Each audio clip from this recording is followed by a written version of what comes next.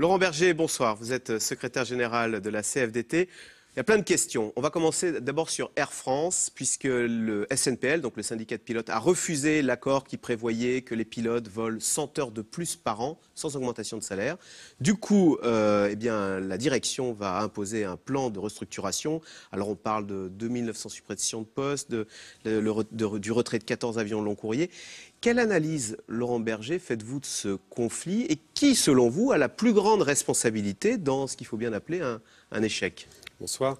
L'analyse de ce que je fais du conflit d'Air France, c'est d'abord l'analyse de la situation d'Air France, qui est soumise à une forte concurrence, qui est en difficulté maintenant depuis très longtemps.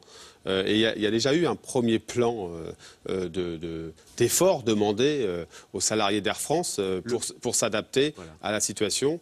Le petit personnel l'a accepté. Le personnel au sol. Voilà, qui ne gagne pas beaucoup. Et les industriels qui tournent à 10 000 € refusent. Et le personnel navigant, notamment les pilotes, ont refusé. Ouais. Et là, ils ont eu la possibilité, à travers une négociation catégorielle, c'est un peu le problème à Air France, c'est que les choses se passent par catégorie de salariés, eh bien, ils ont eu la possibilité d'éviter des suppressions d'emplois, sauf qu'ils préfèrent considérer que les efforts sont à faire plutôt du côté du personnel au sol, c'est détestable.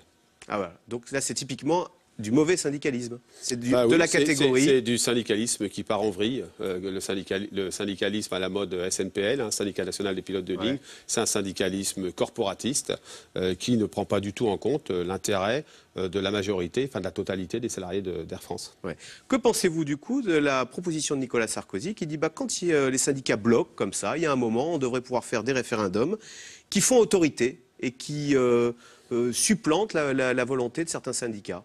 Continuons sur Air France. Air France, le premier plan, en 2012, il a permis de redresser en partie la compagnie, alors qu'elle est de nouveau soumise à la concurrence des compagnies du Golfe. Comment ça s'est passé? Par un dialogue social, notamment avec la CFDT. Donc moi, je crois qu'il faut arrêter de considérer que les choses se passeraient par autoritarisme dans notre pays. Les situations sont très complexes dans les entreprises. Elles sont très complexes d'un niveau macroéconomique, d'un niveau global. Et c'est pas, personne n'a la solution à lui tout seul. Dans une entreprise comme Air France, la seule possibilité de s'en sortir, là aussi, c'est du dialogue social. Et donc, il faut arrêter de considérer, comme le fait M. Sarkozy ou d'autres peut-être, que les empêcheurs de tourner en rond, ce seraient les organisations syndicales. Chez Smart, par exemple, les salariés, ils ont voté pour le retour aux 39 heures, majoritairement, mais les syndicats disent oui, mais nous, on n'est pas d'accord, on va tout bloquer. Oui, vous trouvez que c'est du bon syndicalisme, ça? Mais d'abord, ce qu'il faut dire chez Smart, c'est que l'entreprise n'est pas en difficulté. Elle n'est pas en difficulté. Elle pourra l'être. Ah, mais vous savez, tout peut arriver un jour. Mais l'entreprise Smart, aujourd'hui, n'est pas en difficulté. Deuxièmement, il y avait une négociation de prévu. Il y a des négociations avec les organisations syndicales de prévu. La direction, elle a fait un référendum avant les négociations pour demander aux salariés ce qu'ils en pensent. Mais regardons les résultats à Smart. 30 et quelques % des ouvriers ont voté pour, tous les autres ont voté contre. Et donc, ça veut dire que qui, aujourd'hui, est en capacité de faire de la cohésion dans une entreprise en disant il faut tenir compte de la situation, de la volonté des cadres, mais il faut aussi tenir compte de la volonté des ouvriers. Les organisations syndicales parlent dialogue social. Et moi, vous savez, c'est trop facile dans le contexte qui est le nôtre, très tendu, très compliqué, de considérer qu'il suffirait de désigner ceux qui seraient les coupables, en l'occurrence sur ces sujets-là, les organisations syndicales, pour dire que les autres auraient la solution tout seuls. C'est pas vrai. Dans une entreprise, on a besoin de dialogue social. La CFDT, comme d'autres parfois, est capable d'en développer. Et partout où on le fait, ça fait baisser la conflictualité. Et surtout, ça fait un équilibre entre les choix économiques, mais aussi la situation sociale. Alors, oui, quand les syndicats approuvent et votent et vont de l'avant. Mais le rôle d'un syndicat, c'est pas totalement d'approuver, c'est de faire valoir la situation des salariés, qui sont quand même la force de travail des entreprises. Alors il y en a un autre qui s'amuse, enfin qui contourne la volonté syndicale, c'est Manuel Valls, puisqu'il avait proposé une grille de hausse des salaires, de progression des salaires dans la fonction publique. Son projet a été refusé n'a pas été approuvé par une majorité de syndicats.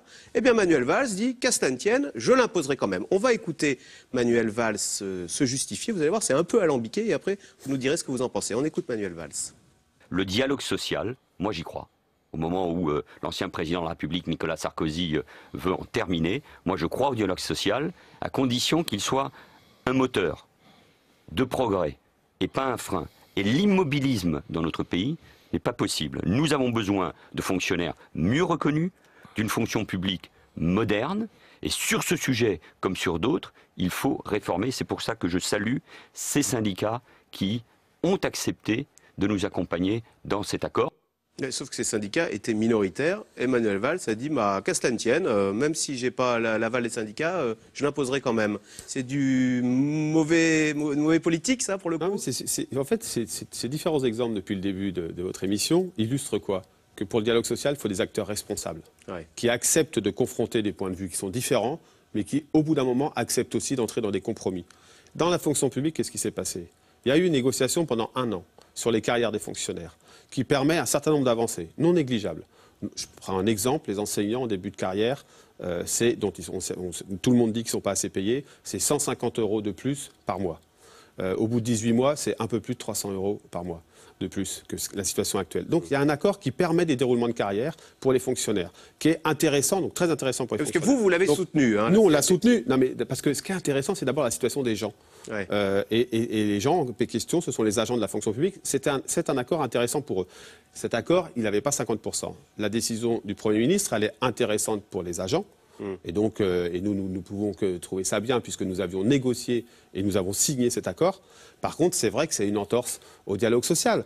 Sur la forme. Sur la forme, parce que c'est l'accord majoritaire. Alors, il faut le dire, c'est 49-51.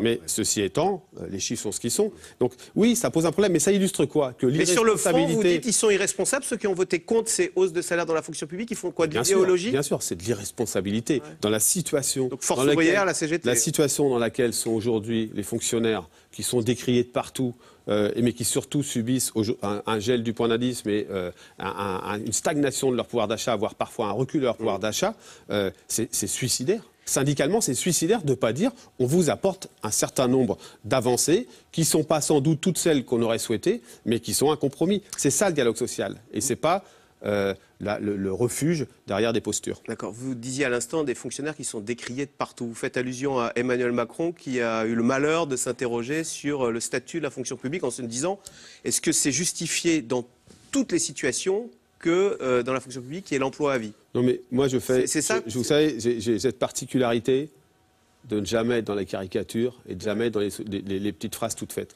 Ce qui est sûr, c'est qu'aujourd'hui... Et il a eu tort de se poser cette question. Est-ce qu'il a tort de se poser cette question? Non, mais se poser les questions, les gens n'ont jamais tort. Par contre, à un moment donné, de l'exprimer au détour de deux, trois petites phrases, c'est toujours assez mortifère. Ce qu'il faut, c'est poser les questions nécessaires. Est-ce qu'il y a aujourd'hui trop d'infirmières dans notre pays? Il faut regarder ça. Est-ce qu'on ne demande pas plus de sécurité dans un moment qui est quand même extrêmement tendu? Et tout ça, ce sont des agents des fonctions publiques, comme d'autres choses, qui le font. Moi, j'ai entendu récemment un débat sur les médiathèques. Allons voir dans un certain nombre de quartiers populaires de banlieues, notamment en banlieue parisienne, allons voir quel est l'intérêt des médiathèques. Je peux vous assurer que s'il n'y a pas les médiathèques, on va courir encore longtemps sur l'accès à la culture pour un certain nombre de citoyens de ce pays. Donc, il faut juste faire attention. Et donc, aujourd'hui... les fonctionnaires qui remplissent une mission. Alors, si on a besoin des fonctionnaires... on peut faire évoluer les choses. Cet accord sur les carrières, il fait évoluer les choses. Quand Éric Ciotti, dans le département des Alpes-Maritimes, vient d'imposer le retour aux 35 heures pour tous les fonctionnaires territoriaux qui travaillaient moins de 35 heures, puisque la moyenne, c'était 1568 heures par semaine, il impose 1607 heures, les 35 heures. Là, il a raison, c'est quand même, on demande... On a besoin des fonctionnaires, donc on a besoin de 35 heures. Je crois surtout que selon votre calcul, c'est en gros une trentaine d'heures de plus par semaine. Il n'a pas besoin... Par an, pardon. Oui, c'est par an. Il n'a pas tellement besoin d'en faire une publicité, ça doit être quelque chose comme... Il faut juste arrêter. Je pense que notre pays, il n'a pas besoin de vision autoritaire, il a besoin de dialogue et qu'on se mette autour de la table et qu'on arrête les petites phrases. Vous savez, il y en a un peu assez de ces politiques qui considèrent que le citoyen, c'est un consommateur. Et qui demande en gros la solution toute faite sur tous les sujets. Ça n'existe pas. On la trouvera ensemble par le dialogue social en ce qui concerne les entreprises. Voilà. Merci beaucoup Laurent Berger, donc secrétaire général de la CFDT et grand défenseur du dialogue social. Tout de suite, Caroline Roux, c'est dans l'air. Vladimir Poutine est aujourd'hui à Paris pour rencontrer François Hollande et Angela Merkel. Au menu, la Syrie, la lutte contre Daesh. Autrefois pestiféré, Vladimir Poutine effectue un retour spectaculaire au cœur de la diplomatie internationale et de la lutte contre le terrorisme. C'est tout de suite, c'est dans l'air, Caroline Roux.